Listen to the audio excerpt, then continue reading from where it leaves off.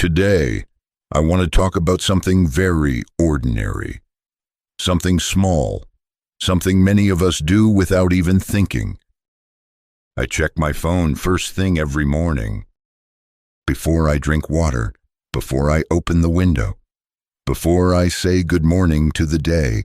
I look at a screen. Maybe you do this too.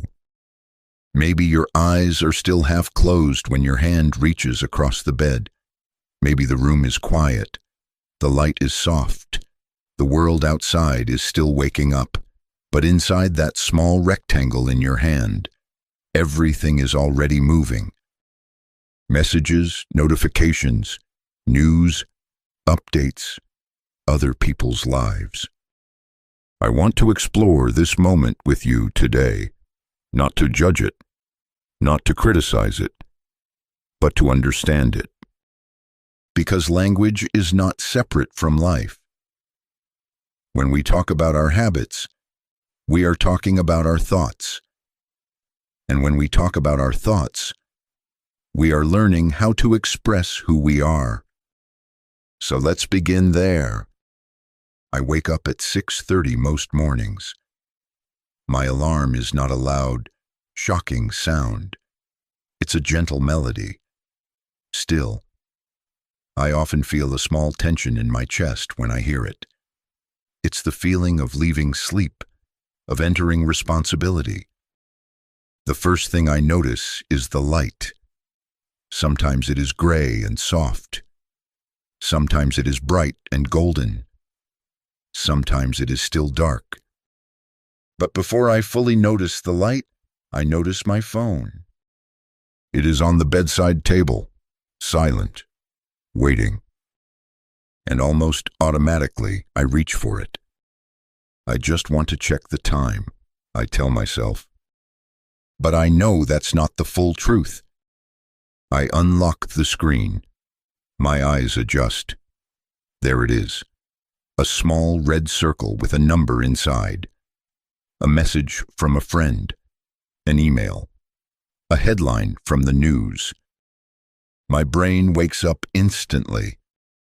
Have you ever felt that? Your body is still in bed, but your mind is already running. Let me say that again.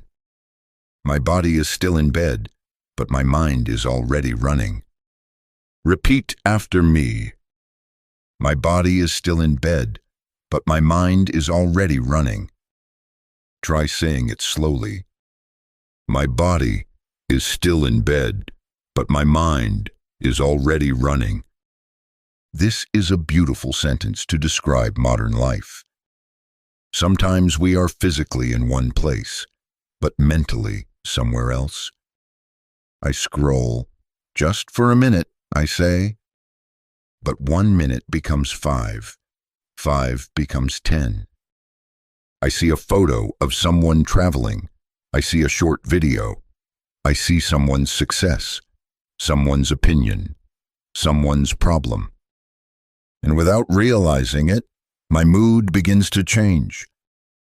Maybe I feel inspired. Maybe I feel behind. Maybe I feel curious. Maybe I feel slightly anxious. The day has not even started, but I am already reacting. There is a phrase I want to share with you, set the tone. We use this expression when we talk about creating a feeling at the beginning of something. For example, this conversation will set the tone for the meeting. Music can set the tone for a movie. The way you speak in the morning can set the tone for your whole day. When I check my phone first thing in the morning, I am letting the outside world set the tone for my day. Let's say that together. I am letting the outside world set the tone for my day. Now you try. And maybe you've felt this too. Maybe you woke up feeling calm, and after 5 minutes on your phone, you felt pressure, or comparison, or urgency, or distraction. One morning, I remember waking up before sunrise. The air was cool. The room was quiet. I felt peaceful. I reached for my phone, as usual, There was a message from a colleague about a project deadline. There was a news alert about something happening far away. There was a reminder about a payment. Suddenly, my heart beat faster. Nothing terrible had happened, but my nervous system had changed. In English, we say my heart skipped a beat when we feel sudden surprise or fear. For example, when I saw the email, my heart skipped a beat. When I heard my name, my heart skipped a beat. It doesn't mean your heart literally stopped. It means you felt a quick shock. That morning, my heart didn't exactly skip a beat, but it sped up. And I realized something. Before I even stood up, I had already entered the world of responsibility, comparison, and reaction. I hadn't entered my own world yet. Let me say that gently. I hadn't entered my own world yet. There is another expression I love to ease into something. To ease into something means to start slowly and gently. For example, I like to ease into the day with a cup of tea. Let's ease into this conversation. She eased into her new job. I used to ease into my mornings. When I was younger, before smartphones became so central, I would wake up and just lie there. I would listen to sounds outside, birds, motorbikes, distant voices. Sometimes I would think about a dream I had. Sometimes I would think about nothing at all. There was space. Now, that space is often filled in seconds. And this is not about technology being bad, it is about awareness. Because when we talk about habits, we are not attacking ourselves. We are observing ourselves. And observation is powerful. There was another morning that felt different. I woke up and reached for my phone, as usual, but something stopped me. I don't know what. Maybe I was tired of feeling rushed. Maybe I was simply curious.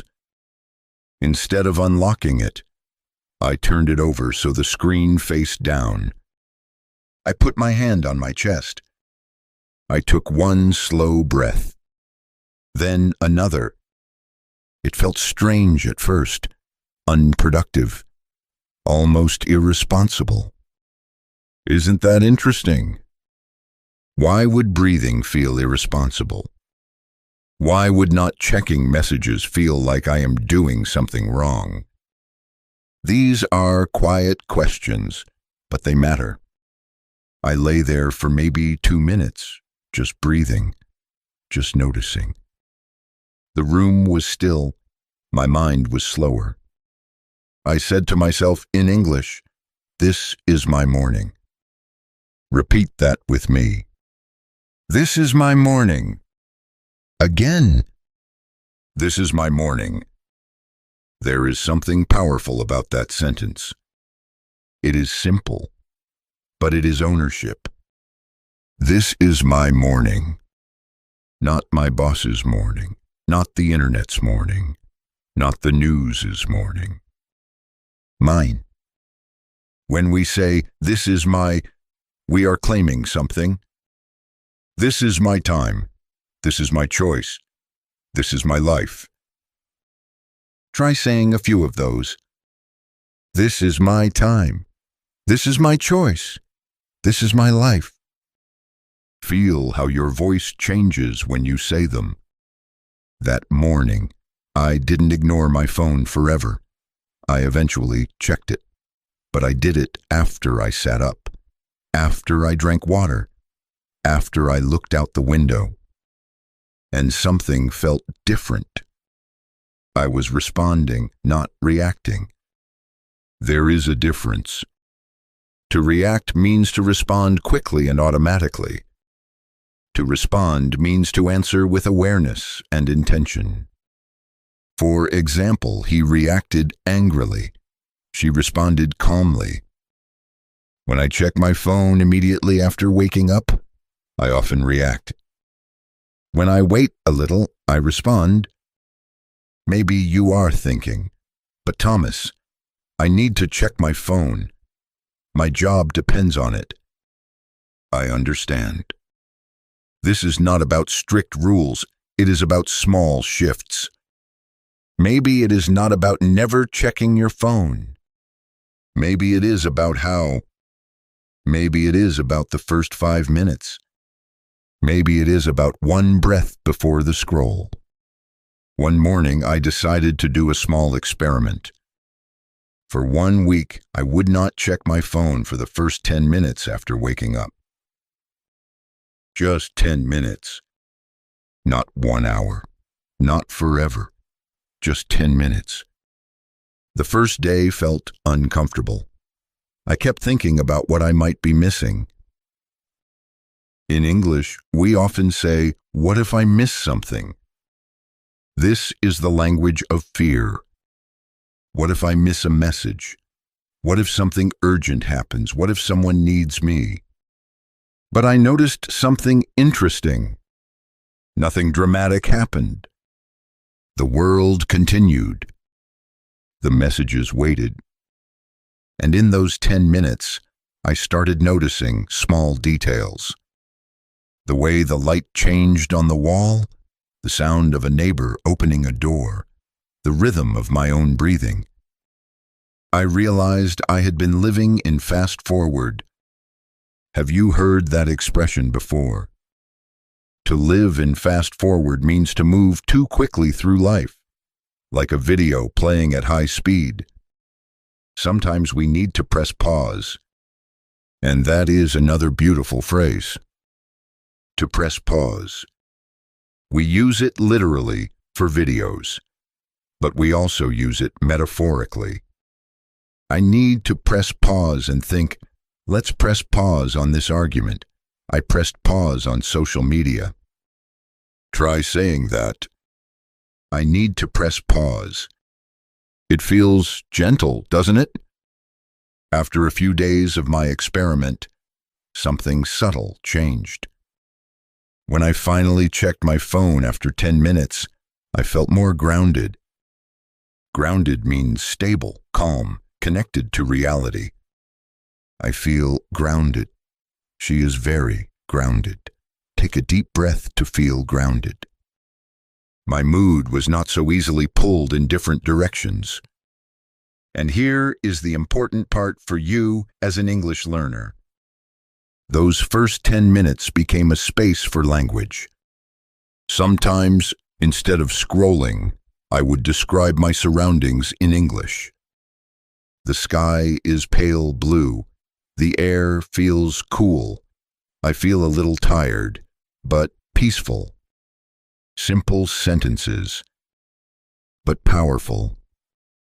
Because I was not just learning vocabulary, I was connecting language to experience. You can try this tomorrow. When you wake up, before you check your phone, describe 3 things around you in English. Out loud, if possible, or in your mind. The room is quiet. My bed feels warm. I can hear traffic in the distance. Notice how different that feels compared to reading someone else's post. You are not consuming language. You are creating it. And that changes your relationship with English. One evening after a long day, I found myself scrolling again. Not in the morning this time, but at night. I felt tired, but I kept going. Video after video, post after post. There is a phrase we use: mindless scrolling. Mindless means without awareness. Mindless eating, mindless scrolling, mindless habits. I realized I wasn't even enjoying it. I was just filling space. Have you ever done that? You are tired, but instead of resting, you scroll. You are bored, but instead of thinking, you scroll. You are lonely, But instead of calling someone, you scroll. I am not judging, I am describing something human. And when we can describe it clearly, we gain power. That night, I asked myself a simple question in English. What am I really looking for? Repeat it with me. What am I really looking for? Say it slowly. What am I really looking for? Was I looking for information? Distraction, connection, escape. Often, the answer was connection. But the connection I found was shallow. The next morning, I decided to try something different. Instead of checking my phone first, I sent a real message to a friend, not a reaction to a post.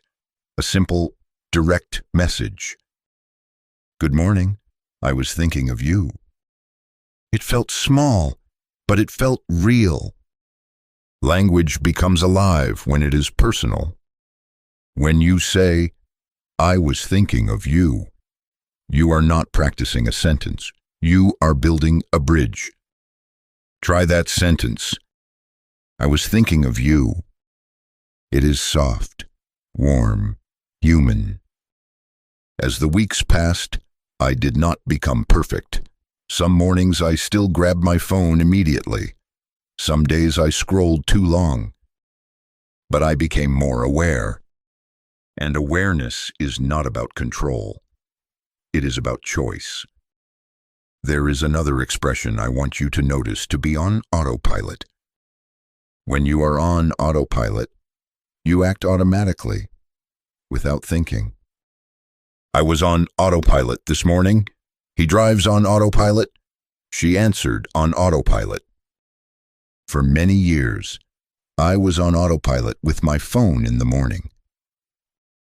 Now, sometimes I still am, but sometimes I am not. And that small difference changes the quality of my day. I want to tell you about one particular morning. It was raining softly outside. The sky was gray. I woke up feeling heavy, not sick, just emotionally heavy. Maybe you know that feeling. Nothing is wrong, but nothing feels light either. My hand reached for my phone. I stopped for a second. I thought about my experiment, about breathing, about describing the room. But that morning, I felt resistance. In English, we say, I don't feel up to it. It means I don't have the energy or motivation. I don't feel up to going out. I don't feel up to talking right now. That morning, I didn't feel up to being mindful. So I checked my phone. And within minutes, I saw something that made me compare myself to someone else, someone's success, someone's progress. And my heavy feeling became heavier. There is a phrase to add fuel to the fire. It means to make a bad situation worse. My mood was already low. Scrolling added fuel to the fire. I closed my eyes and put the phone down. I said quietly, "This is not helping." That is another useful sentence. This is not helping. You can use it in many situations. When you are arguing, when you are worrying, when you are overthinking. This is not helping. It is not aggressive. It is honest. I took a breath, then I said something else. I can start again. Repeat that. I can start again. This is one of my favorite sentences in English. It carries forgiveness. It carries possibility. No matter what you did 5 minutes ago, you can start again. That morning, I got out of bed. I made tea. I stood by the window. I described the rain in English. The rain is soft. The street looks quiet. I feel a little sad. but I am here. And slowly, my mood shifted. Not dramatically, not magically, but gently. Language can be a tool for regulation. When you name your feeling, you reduce its power. I feel anxious. I feel lonely. I feel overwhelmed. These sentences are simple, but they are brave. If you wake up and check your phone immediately, maybe tomorrow you can try something small.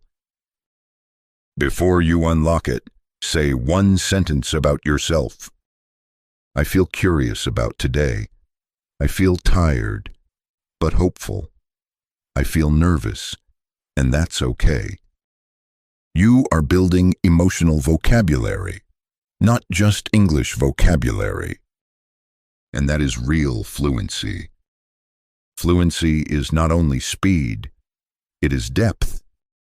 It is the ability to say what is true for you. When I look back, I realize my phone is not the enemy. It is a tool. But tools need boundaries. And boundaries begin with awareness.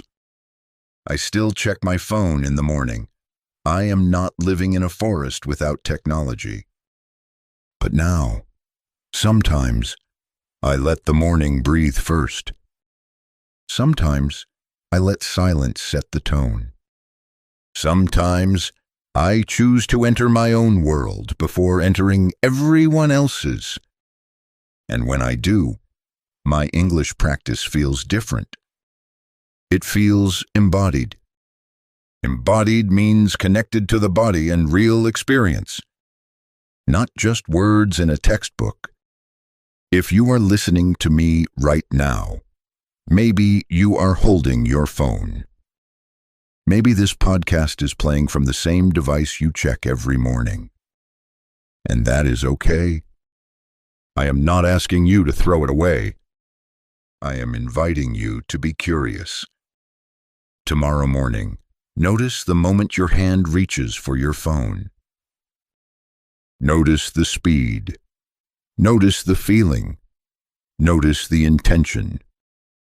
And maybe just for one breath, pause. Say, "This is my morning." Describe one thing around you in English. Ask yourself, what am I really looking for? Then choose. React or respond. Scroll or breathe first. There is no perfect answer. Only awareness. And awareness is where language and life meet. When we talk about our habits, we are not just practicing tenses. We are practicing honesty. When we say, "I check my phone first thing every morning," we are telling the truth about modern life. And when we explore that truth gently, we grow. You are not just learning English. You are learning how to observe your mind. You are learning how to slow down in a fast world. You are learning how to speak about your real experience. And that is powerful. Tonight, before you sleep, maybe you can set a small intention. Tomorrow morning, I will take one breath before I scroll. Say it with me. Tomorrow morning, I will take one breath before I scroll. Feel how simple that is. One breath, one sentence, one small shift. Sometimes growth is not loud. Sometimes it is quiet and consistent. Like choosing to look at the sky before the screen.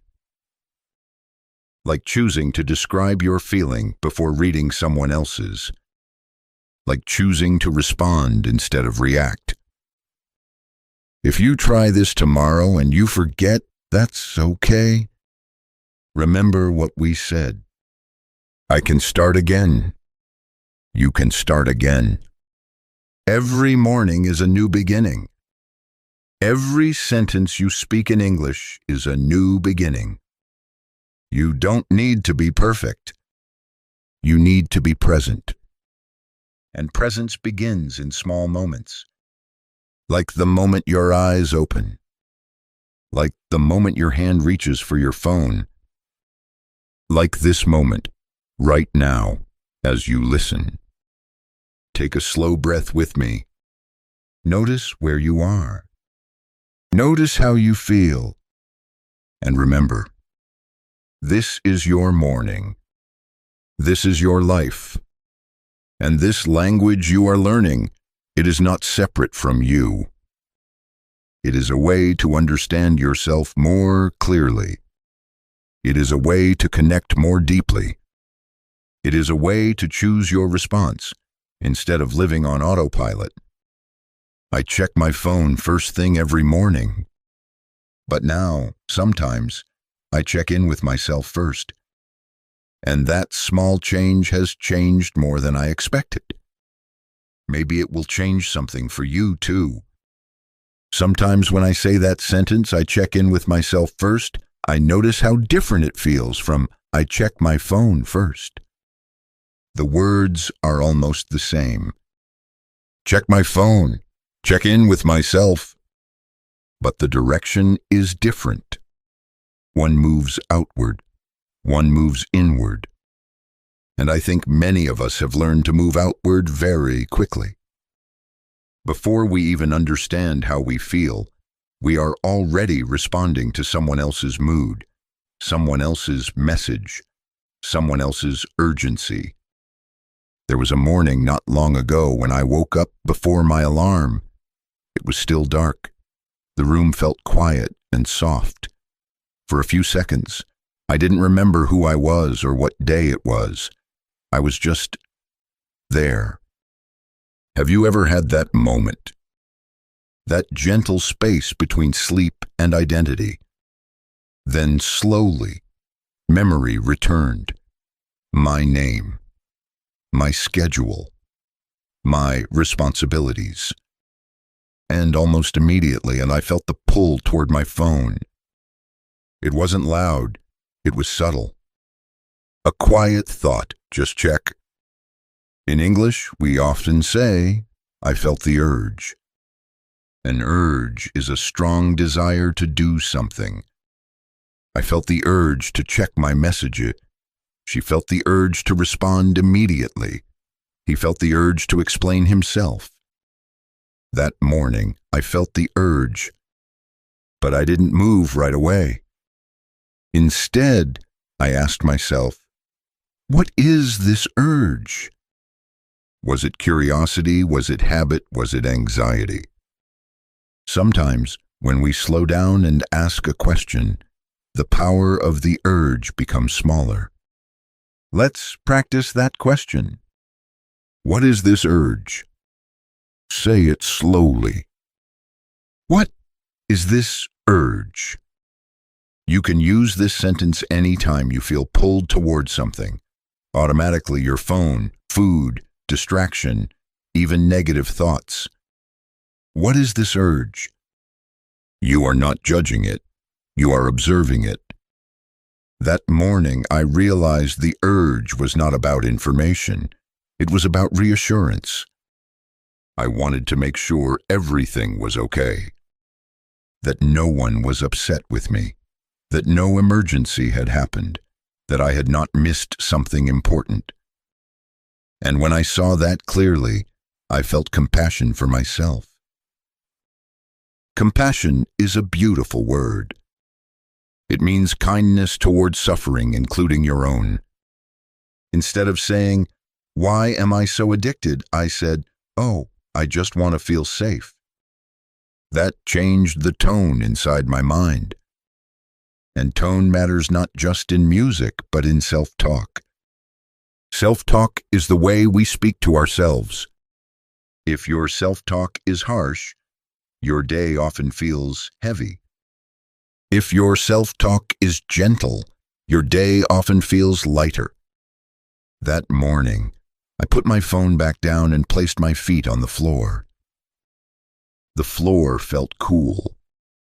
I noticed the temperature. The quiet hum of electricity in the house, the faint sound of a motorbike outside. I whispered, I am here. Repeat that. I am here. It sounds simple, but it anchors you. To anchor means to fix something firmly in place like a ship anchored in the sea. When you say, I am here, you anchor yourself in the present moment. Try adding a detail. I am here in my room. I am here in my body. I am here at the start of a new day. This is English practice, yes, but it is also awareness practice. Later that week, I had a busy morning ahead. Meetings, emails, deadlines. I woke up already thinking about everything I needed to do. In English, we say, my mind was racing. My mind was racing.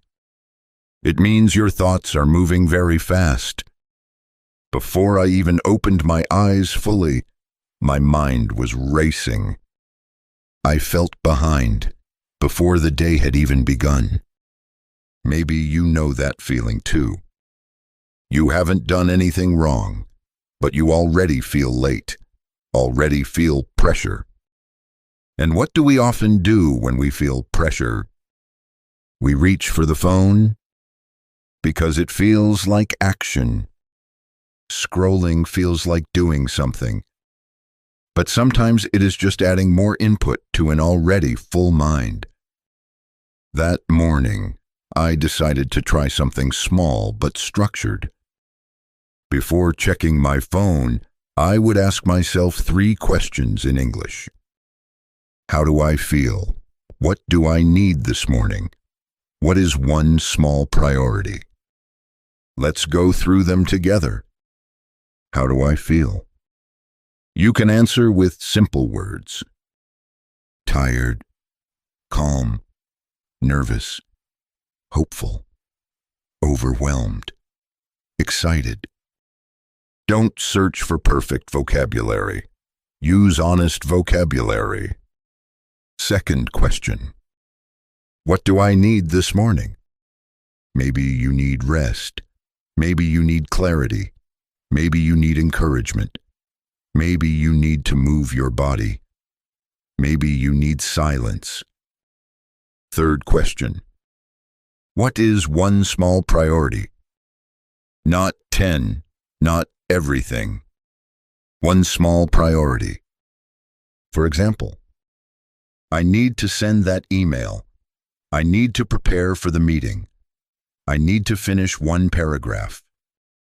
When I asked myself these 3 questions, something shifted. Instead of being pulled by notifications, I felt guided by intention. Intention is another important word.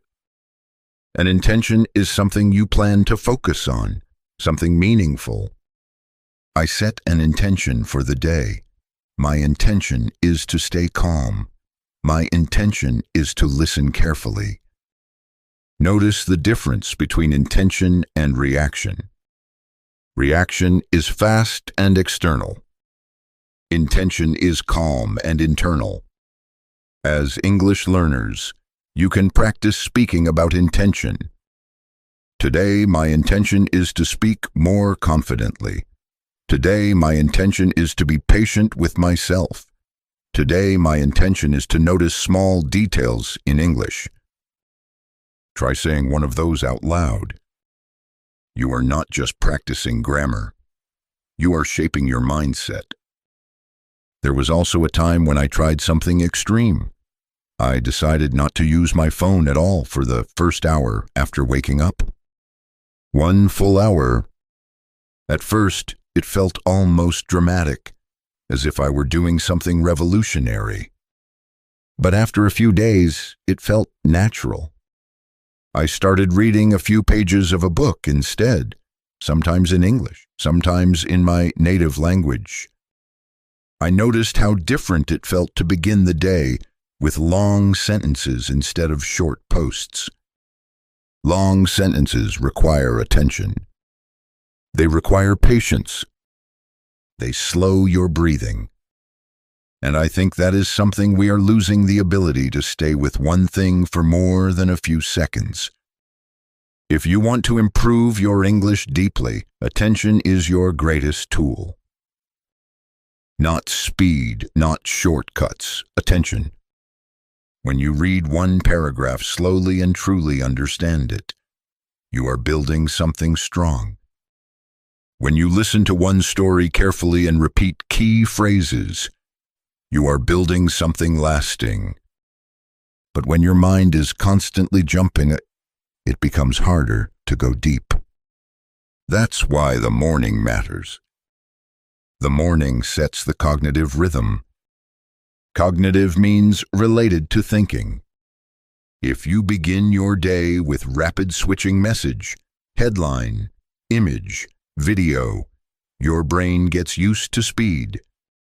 If you begin your day with one calm activity, breathing, describing, reading, listening, your brain gets used to depth. And depth is where confidence grows.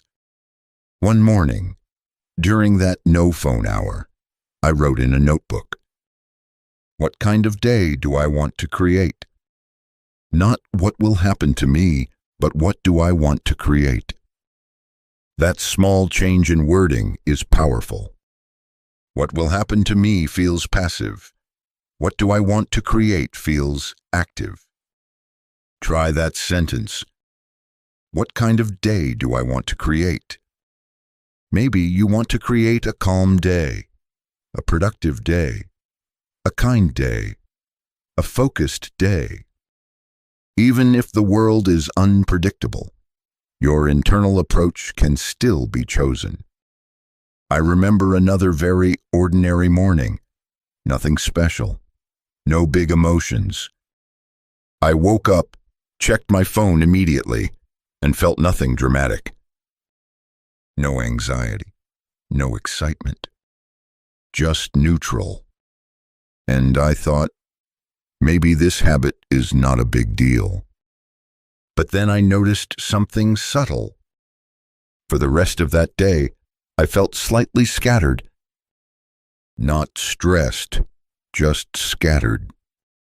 In English, scattered means unfocused, spread out, not organized. My thoughts feel scattered. I've had a scattered day. And I started to see a pattern. When my morning was intentional, my day felt more coherent. Coherent means connected and logical. When my morning was reactive, my day felt scattered. Not always, but often. So I stopped asking, is checking my phone bad? And I started asking, how does this affect my quality of attention? Quality of attention. That phrase changed everything for me. Because attention is the foundation of learning. If you want to speak English clearly, you need attention. If you want to understand a conversation, you need attention. If you want to notice your own emotions, you need attention. And attention is shaped by habits, especially morning habits. Let me ask you gently. When you wake up and check your phone, how do you feel 5 minutes later? Curious, inspired, anxious, rushed, neutral. There is no correct answer. Only your answer. And your answer matters. One of my students once told me, I feel behind before I even start. That sentence stayed with me. I feel behind before I even start. Maybe you have felt that too. You see other people's progress, their achievements, their updates, and your brain says, I am not doing enough. But remember, you are seeing highlights, not full stories. When you compare your quiet morning to someone else's edited success, the comparison is not fair. So maybe tomorrow, before you compare, you can say, I will begin at my own pace. Repeat that. I will begin at my own pace. Pace means speed or rhythm. At my own pace. That sentence gives you permission. Permission to grow gradually. Permission to learn slowly. Permission to be human. As I reflect on all of this, I realize something important. The phone is not just a device. It is a doorway. A doorway to information, to connection, to distraction, to comparison. Every morning, we choose when to open that doorway. And how? You don't have to close it forever. But maybe you can choose to stand in your own room for a moment before stepping through. Stand in your own thoughts, your own breath, your own intention. If you try this tomorrow and it feels uncomfortable, that's okay. Growth often feels unfamiliar. But unfamiliar does not mean wrong. It means new. And new is where learning lives. You are not just learning English vocabulary in this episode. You are learning how to describe your habits, how to question your impulses, how to choose your tone, how to speak kindly to yourself. That is real fluency. Fluency in language, fluency in awareness. And maybe one day, when someone asks you, "What do you do first thing in the morning?" you will smile and answer honestly. Sometimes I check my phone, but sometimes I check in with myself first. And that small difference will mean more than they realize. And even as I say that, I want to be honest with you. There are still mornings when I wake up and reach for my phone without thinking. My eyes are barely open. My mind is foggy. And before I know it, I am inside a stream of messages and information. Sometimes I notice it immediately. Sometimes I don't notice it until I feel slightly tense. That is another important word, tense. Not the grammar tense, but the feeling in your body. My shoulders feel tense. I feel tense this morning. Tension is tightness, pressure. When you wake up and go straight into the digital world, check your body. Is your jaw tight? Are your shoulders lifted? Is your breathing shallow? These are signals. Your body speaks before your mind explains. One morning, after scrolling for a few minutes, I felt that tightness in my chest. Not strong, just a quiet pressure.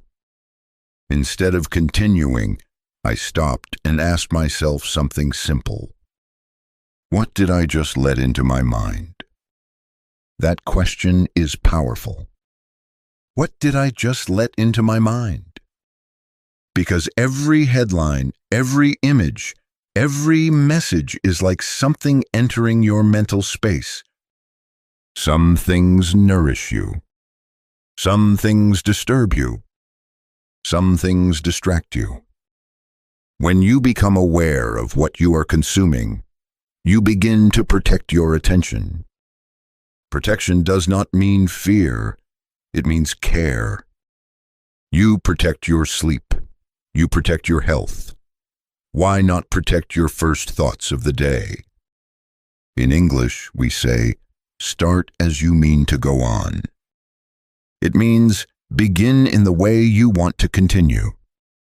If you start the day rushed, you often continue rushed. If you start the day grounded, you are more likely to stay grounded.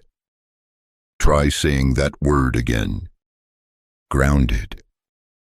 It feels stable in the mouth, heavy, calm. There was a period when I kept my phone in another room at night, not because I wanted to be strict, but because I wanted to experiment. When the alarm rang, I had to physically stand up to turn it off. That small movement changed everything. Instead of lying in bed and scrolling, I was already standing. My body was already awake. And once I was standing, it felt more natural to stretch, to open the window, to drink water. One action influences the next. This is called momentum. Momentum is the force that keeps something moving. When you scroll in bed, you create scrolling momentum. When you stand up and breathe, you create presence momentum. Your morning is not just a moment, it is a direction. And direction matters more than perfection. You do not need a perfect morning routine. You need a direction that feels aligned with who you want to become. Aligned is another useful word. If something is aligned, it matches your values or goals. My actions are aligned with my goals. This choice feels aligned. Ask yourself gently, is checking my phone first aligned with the person I want to become? Maybe the answer is yes. Maybe it supports your work. Maybe it connects you to someone you love. Or maybe the answer is no. Maybe it pulls you away from your deeper intentions. Only you can answer that honestly. And honesty is a skill. A language skill and a life skill. One of the most important sentences you can learn in English is, to be honest. To be honest, I feel distracted in the morning. To be honest, I am afraid of missing something. To be honest, I don't know how to slow down. When you begin a sentence with "to be honest," you are inviting truth. You are lowering your guard. And that vulnerability builds real confidence. Because confidence is not pretending everything is fine. Confidence is saying, this is where I am, and I am willing to grow. There was a morning when I did something very simple. I woke up, resisted the phone for a moment, and instead asked myself, what would make this morning meaningful? Not productive. Not impressive. Meaningful. That word changed the energy immediately. Meaningful could be one honest sentence in my journal, one gentle stretch, one message to someone I care about, one mindful cup of tea. Meaning does not require drama. It requires intention. If you are learning English, you can make your mornings meaningful by connecting language to reality. Describe the weather. Describe your mood. Describe one hope for the day. The sky is cloudy but calm. I feel uncertain, but willing. I hope to speak a little more bravely today. These are not complicated sentences, but they are yours. And ownership is what transforms practice into progress. Over time, I noticed something deeper. When I delayed checking my phone, even by 5 minutes, I felt less reactive in conversations later in the day. Someone could send a demanding message, and I would pause before answering. Someone could express frustration, and I would breathe before responding. It was as if the morning pause trained my nervous system. Trained is a good word here. Just like muscles can be trained, attention can be trained. And every morning is an opportunity for training. Not in a harsh way, in a steady, compassionate way. Sometimes I imagine my attention like a small garden. If I allow anyone to walk into it at any time, it becomes chaotic. But if I choose who enters and when, it stays healthier. Your mind is like that garden. Your first thoughts are like the soil. What you plant there matters.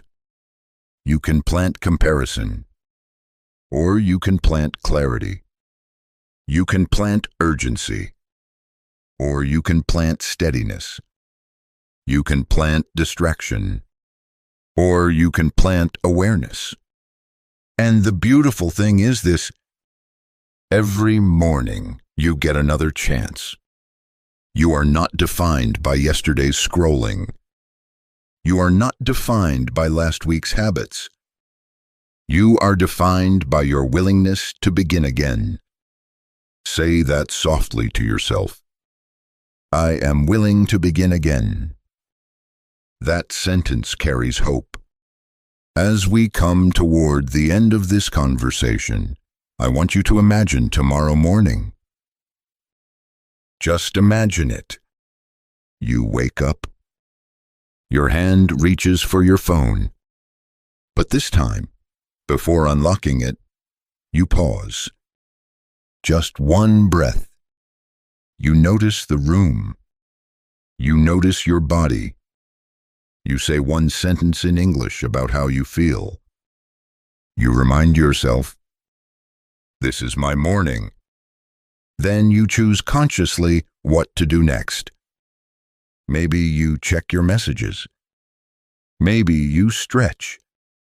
Maybe you sit in silence for 30 seconds. The action itself is less important than the awareness behind it. Because awareness is freedom. Freedom from autopilot. Freedom from constant reaction. Freedom to shape your day instead of being shaped by it. And as an English learner, that freedom becomes confidence. Confidence to speak slowly. Confidence to choose your words. Confidence to pause in conversation instead of rushing. The way you begin your morning often mirrors the way you speak. If you rush into the day, you may rush your sentences. If you allow space in the morning, you may allow space in your speech. And space is powerful. Space allows clarity. Space allows emotion. Space allows understanding. So tomorrow, when you wake up, remember this episode. Not as a rule, not as pressure, but as an invitation to notice, an invitation to breathe, an invitation to choose. I check my phone first thing every morning. That was my old automatic story. Now, sometimes my story sounds like this. I wake up, I breathe, I notice, then I choose. And that small shift has changed the texture of my days. Texture is a word we usually use for touch rough, smooth, soft. But life also has texture. Some days feel sharp and rushed. Some days feel soft and spacious. Your mornings shape that texture. You deserve mornings that feel intentional. You deserve attention that is not constantly pulled away. You deserve to enter your own life before entering everyone else's. And as you continue learning English, remember this. You are not just collecting vocabulary. You are learning how to articulate your inner world. You are learning how to describe subtle emotions. You are learning how to pause and choose words carefully. That is not only language development. That is self-development. So tomorrow morning, when your eyes open and the world begins to call for your attention, I hope you remember one small sentence. I can start the day my way. Say it once. I can start the day my way. Feel the ownership in that. Feel the calm strength in that. And no matter what you choose, stay curious about your experience. Notice it. Describe it. Learn from it. Because growth is not about dramatic change. It is about gentle awareness, repeated consistently. Thank you for sharing this quiet reflection with me. This is English with Thomas. I'm Thomas. Keep speaking, keep growing, and keep trusting yourself.